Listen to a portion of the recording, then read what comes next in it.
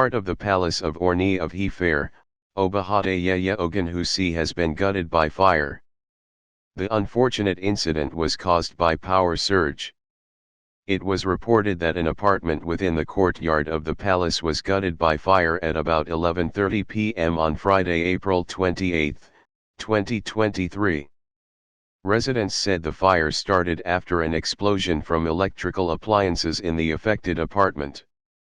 The fire was put out through the combined efforts of the fire service, palace aides, and indigenes.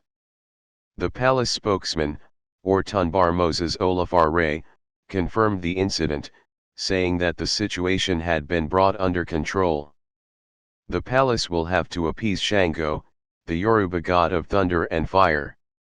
Shango is the solar and thunder divinity, the lightning god. Shango, the storm god, was the fourth king of Oyo. He was a tyrannical and powerful man, and so flamboyant that he is said to have sent out clouds of fire and smoke from his mouth.